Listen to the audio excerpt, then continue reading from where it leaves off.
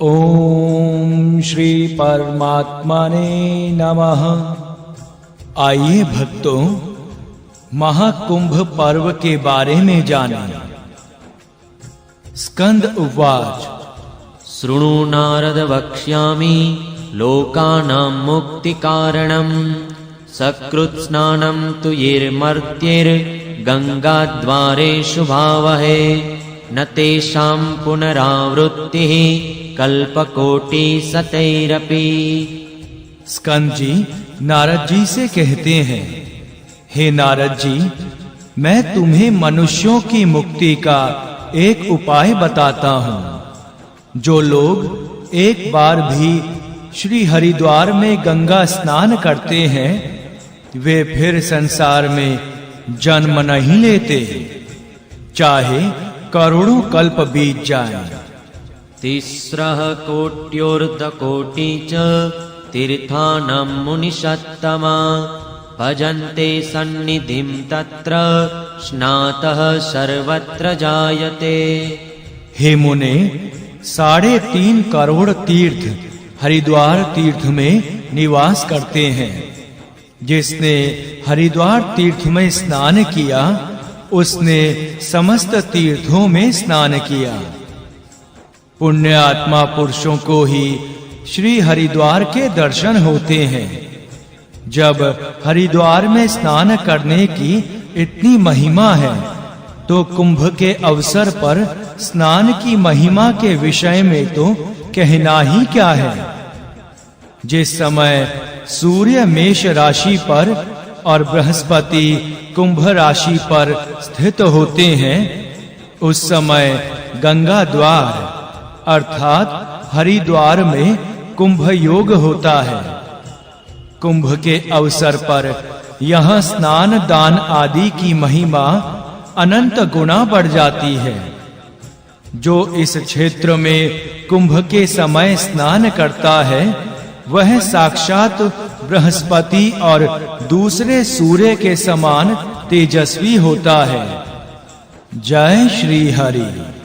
कलशस्य मुखे विष्णुः कंठे रुद्रः समाश्रितः मूले त्वस्य स्थितो ब्रह्मा मध्ये मातृगणः स्थिता कुक्षौ तु सागराः सर्वे सप्तद्वीपा वसुन्धरा ऋग्वेदोऽथ यजुर्वेदः सामवेदो यथर्वणः अंगैश्च सहिताः सर्वे कलशौ तु समाश्रिताः। कलश के मुख में विष्णु, कंठ में रुद्र, मूल भाग में ब्रह्मा, मध्य भाग में मातृगण, कुक्षी में समस्त समुद्र, पहाड़ और पृथ्वी रहते हैं। और अंगों के सहित ऋग्वेद, यजुर्वेद, सामवेद तथा अथर्ववेद भी रहते हैं। महाकुंभ पर्व एक परिचय। प्राचीन काल से ही हमारी महान भारतीय संस्कृति में तीर्थों के प्रति और उनमें होने वाले पर्व विशेष के प्रति बहुत आदर तथा श्रद्धा भक्ति का अस्तित्व विराजमान है। भारतीय संस्कृति में किसी पुण्य पर्व, धार्मिक कृत्य, संस्कार, अनुष्ठान तथा पवित्र समारोह और उत्सव आदि के आयोजन मात्र प्रदर्शन, आत्मसंतुष्टि या मनोरंजन आदि की दृष्टि से नहीं किए जाते, अपितु प्रायः ऐसे धार्मिक एवं सांस्कृतिक आयोजनों का मुख्य उद्देश्य होता है आत्मशुद्धि और आत्म कल्याण। इसी प्रकार धार्मिक अनुष्ठान या पर्वों के आयोजन में भी न केवल परंपरा का अनुपालन, अपितु शास्त्रोनुमोदित प्राचीन भारतीय वैदिक संस्कृति की गरिमा से मंडित पद्धति के निर्वहन का सुप्रयास भी निहित रहता है। प्राचीन काल में तत्ववेता ऋषियों द्वारा मोक्ष कामना तथा लोक कल्याण की शुभ भावना से प्रेरित होकर गंगा आदि नदियों के तटों पर तथा प्रयाग, हरिद्वार आदि पवित्र स्थलों पर ज्ञान सत्र के आयोजन, धर्म चर्चा तथा भगवत लीला श्रवण के प्रसंग एक तरफ जहां हमारी आध्यात्मिक परंपरा के घोतक हैं, वहीं दूसरी ओर वर्तमान जगत के लिए प्रेरणादायक भी हैं। ऋषि महर्षि, साधु संत और विद्वत जनों का समागम राष्ट्र की ऐहिक तथा पारलौकिक व्यवस्था पर विचार विमर्श का हेतु था। इससे समाज को नवीन चेतना प्राप्त होती थी और देश काल एवं वातावरण पर धार्मिक महत्ता का वर्चस्व भी स्थापित होता था। इस प्रकार इस प्रणाली से भारतीय समाज के विघटन को रोका जाता था। साथ ही साथ यह सद्विचारों के प्रसार एवं संगठन की एक स्वस्थ व्यवस्था थी। इसके द्वारा आत्मीयता एवं धार्मिक सौहार्द का वातावरण तैयार करने तथा सामाजिक समन्वय एवं अखंड राष्ट्र की परिकल्पना को भली भांति साकार करने में सहायता मिलती थी। कुंभ पर्व के संबंध में वेदों में अनेक महत्वपूर्ण मंत्र मिलते हैं, जिनसे सिद्ध होता है कि कुंभ पर्व अत्यंत प्राचीन और वैदिक धर्म से ओतप्रोत है। कुंभ पर्व में जाने वाला मनुष्य स्वयं दान, होम आदि सत्कर्मों के फल स्वरूप अपने पापों को वैसे ही नष्ट करता है जैसे कुठार वन को काट देता है। जिस प्रकार गंगा नदी अपने तटों को काटती हुई प्रवाहित होती है, उसी प्रकार कुंभ पर्व मनुष्य के पूर्व संचित कर्मों से प्राप्त हुए शारीरिक पापों को नष्ट करता है और नूतन घड़े की तरह बादल को नष्ट भ्रष्ट कर संसार में सुवृष्टि प्रदान करता है। हे कुंभ पर्व, तुम यज्ञ वेदी में यज्ञ आयुधों से घृत द्वारा तृप्त होने के कारण कष्टानुभव मत करो। कुंभ पर्व सत्कर्म के द्वारा मनुष्य को इहलोक में शारीरिक सुख देने वाला और जन्मांतरों में उत्कृष्ट सुखों को देने वाला है। हे संतगण, पूर्ण कुंभ 12 वर्ष के बाद आया करता है, जिसे हम अनेक बार प्रयाग आदि तीर्थों में देखा करते हैं। कुंभ उस समय को कहते हैं जो महान आकाश में ग्रह राशि आदि के योग से होता है, और कहा भी है चतुरः कुंभाश्चतुर्धा ददामि। ब्रह्मा कहते हैं, हे मनुष्यों, मैं तुम्हें ऐहिक तथा आमुष्मिक सुखों को देने वाले 4 कुंभ पर्वों का निर्माण कर 4 स्थानों हरिद्वार, प्रयाग, उज्जैन और नासिक में प्रदान करता हूँ। कुंभिका दूषिका पीयकान।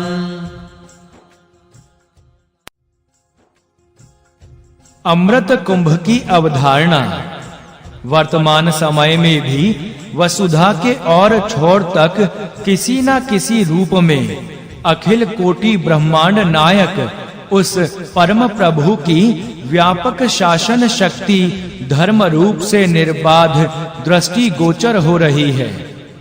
वर्णाश्रमियों की सुदृढ़ता का ही फल है कि परम पिता परमेश्वर भी सदैव धरातल पर अवतीर्ण होकर सज्जन साधु रक्षा एवं दुष्टों का संहार कर पृथ्वी का भार हल्का करने में अग्रसर होते हैं। यदा यदा हि धर्मस्य ग्लानिर्भवति भारत अप्युत्थानम् अधर्मस्य तदात्मानं सृजामयम्। परित्राणाय साधूनां विनाशाय च दुष्कृतां धर्म संस्थापनार्थाय संभवामि युगे युगे। नाना प्रकार के पर्वों का सृजन भी धार्मिक विज्ञानों द्वारा ही हुआ था। सबके मूल में कोई ना कोई अलौकिक विशेषता विद्यमान रहती है, जिसे विचारशील ही समझ पाते हैं। इन्हीं महापर्वों में कुंभ पर्व भी है, जो कि भारत के हरिद्वार, प्रयाग, उज्जैन और नासिक इन 4 स्थानों में मनाया जाता है। वैसे कुंभ शब्द का अर्थ साधारणतः घड़ा ही है, किंतु इसके पीछे जन समुदाय में पात्रता के निर्माण की रचनात्मक शुभ भावना, मंगल कामना एवं जनमानस के उद्धार की प्रेरणा निहित है। यथार्थतः कुंभ शब्द समग्र सृष्टि के कल्याणकारी अर्थ को अपने आप में समेटे हुए है। पृथ्वी को कल्याण की आगामी सूचना देने के लिए या शुभ भविष्य के संकेत के लिए हरिद्वार, प्रयाग आदि पुण्य स्थान विशेष के उद्देश्य से निर्मल महाकाश में बृहस्पति आदि ग्रह राशि उपस्थित हो, जिसमें उसे कुंभ कहते हैं। इसके अतिरिक्त अन्य न्याय जन कल्याणकारी भावों को भी कुंभ शब्द के शब्दार्थ में देखा जा सकता है। पुराणों में कुंभ पर्व की स्थापना 12 की संख्या में की गई है, जिनमें से 4 मृत्यु लोक के लिए और 8 देव लोकों के लिए है।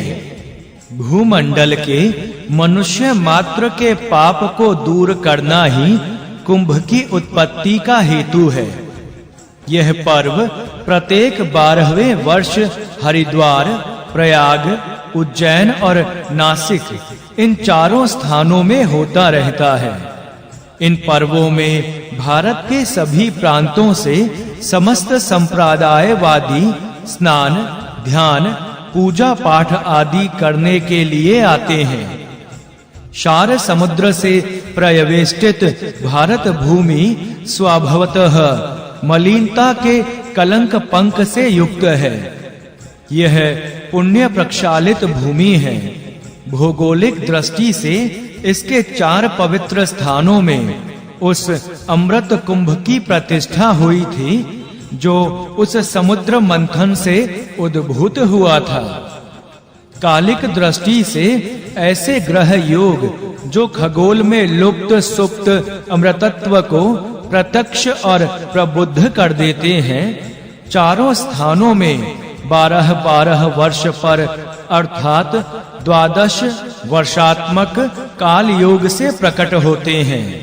तब गंगा, हरिद्वार, त्रिवेणी जी, प्रयाग, क्षिप्रा, उज्जैन और गोदावरी, नासिक ये पतित पावनी नदियां अपनी जलधारा में अमृतत्व को प्रवाहित करती हैं, अर्थात देश, काल एवं वस्तु तीनों अमृत के प्रादुर्भाव के योग्य हो जाते हैं।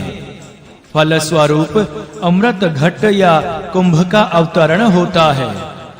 काल चक्र न केवल जीवन के क्रियाकलाप का मूलाधार है, अपितु समस्त यज्ञ कर्म, अनुष्ठान एवं संस्कार आदि भी काल चक्र पर आधारित हैं।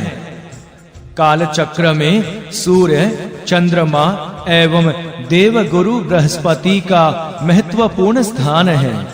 इन तीनों का योग ही कुंभ पर्व का प्रमुख आधार है। जब बृहस्पति मेष राशि पर तथा चंद्रमा सूर्य मकर राशि पर स्थित हो, तब प्रयाग में अमावस्या तिथि को अति दुर्लभ कुंभ होता है। इस स्थिति में सभी ग्रह मित्रता पूर्ण और श्रेष्ठ होते हैं।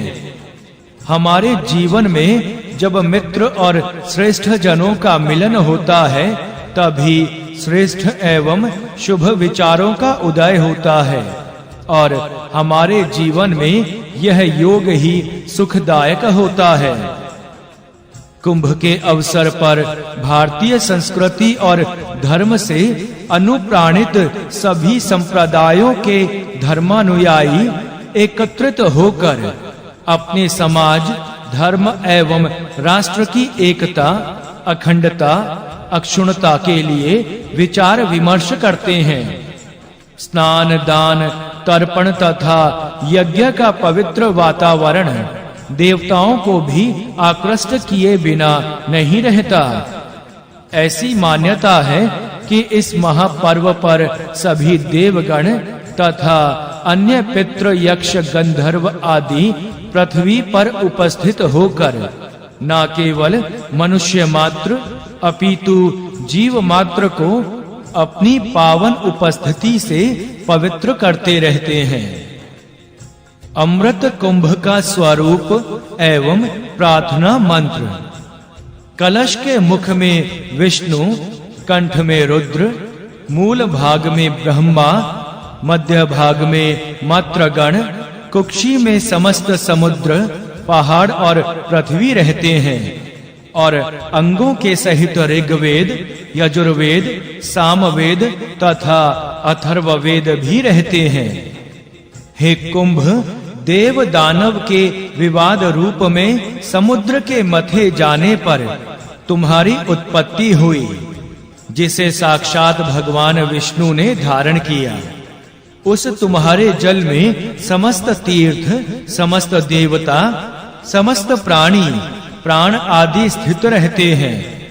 तुम साक्षात शिव, विष्णु और ब्रह्मा हो। आदित्य, वसु, रुद्र, सपैत्रक, विश्वेदेव आदि समस्त कार्यों के फलप्रद देवता तुम्हारे में सर्वदा स्थित रहते हैं।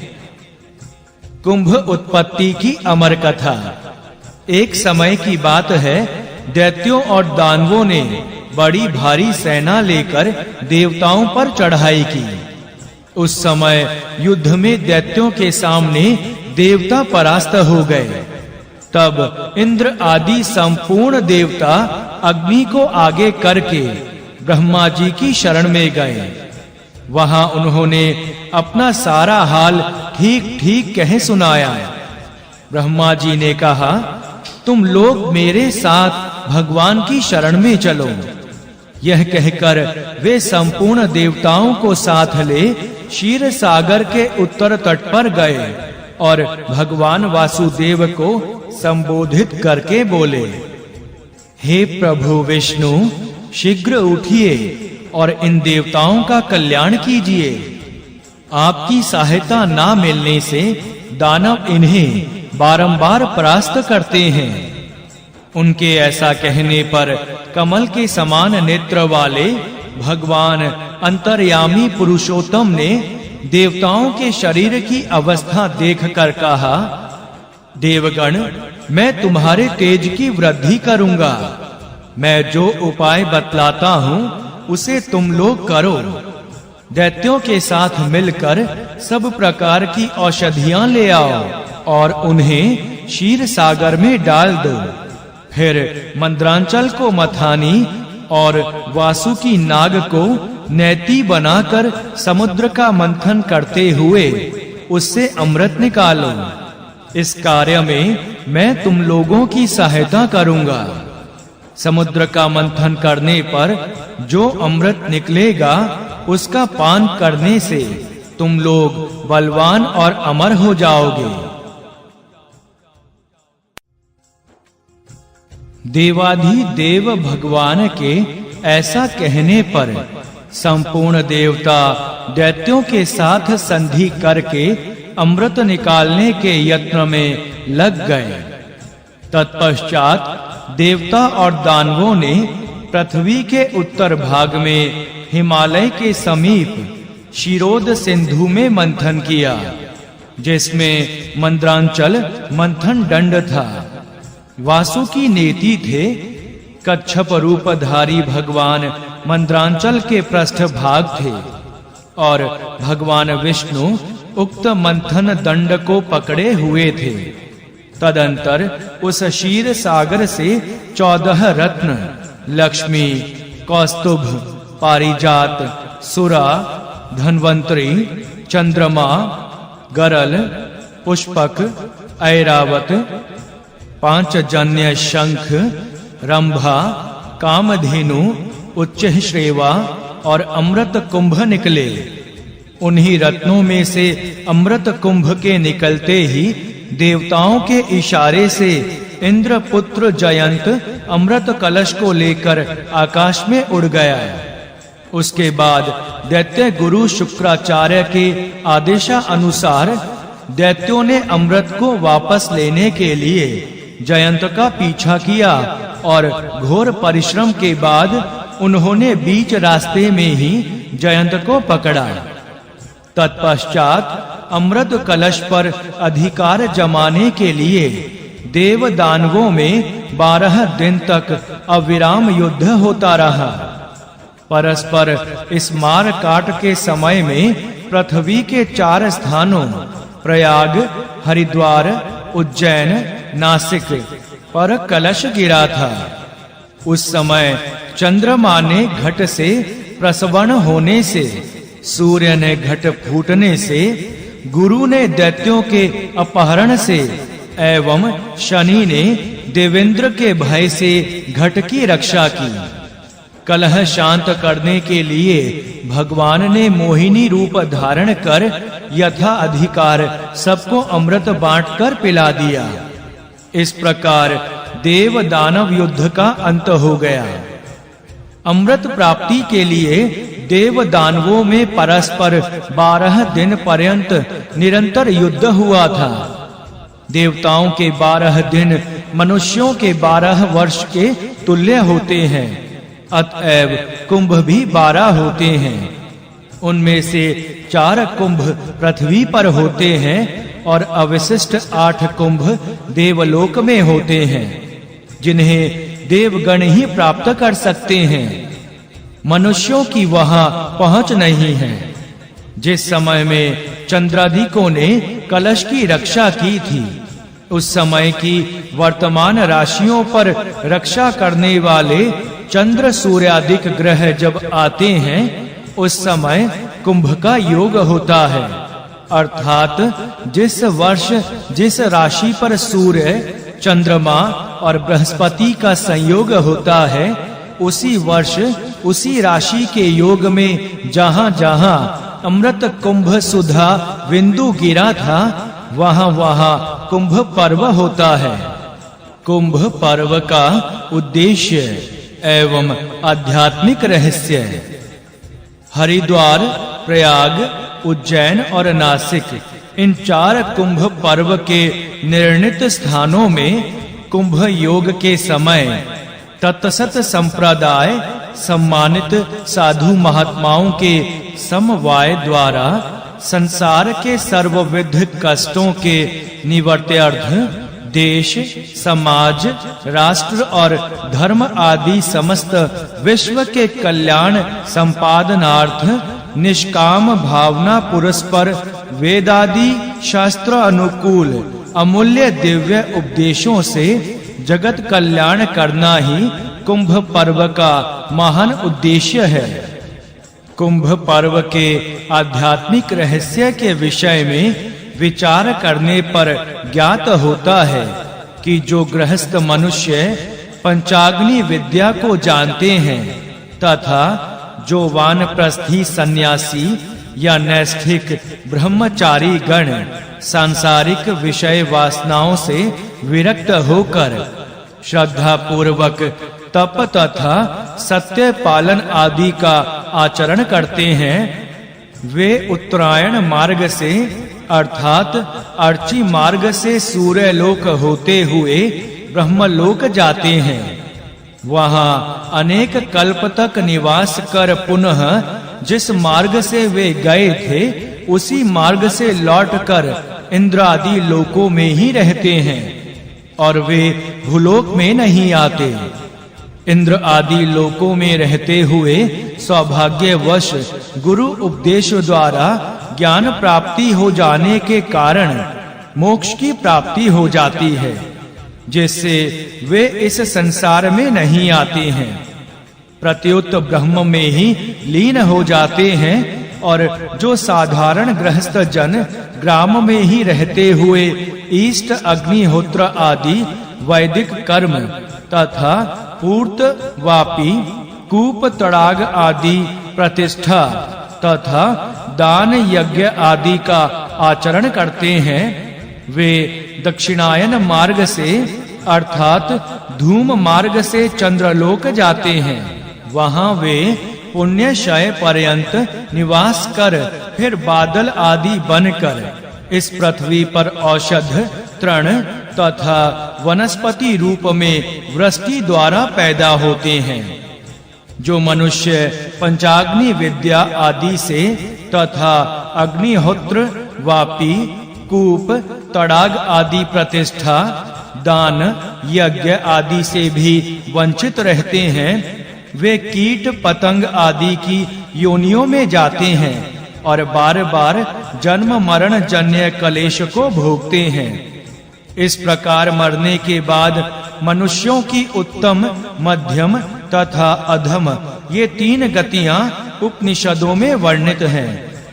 जो मनुष्य मरण से पहले ही गुरु उपदेश द्वारा तत्व ज्ञान प्राप्त कर लेते हैं, उनकी मरने के समय प्राणों के साथ आत्मा पूर्वोक्त मार्गों में से किसी भी मार्ग का अनुसरण नहीं करती, अपितु हृदय में ही ब्रह्म में लीन हो जाती है। यह सर्वोत्तम गति ज्ञानियों के लिए उपनिषदों में बतलाई गई है।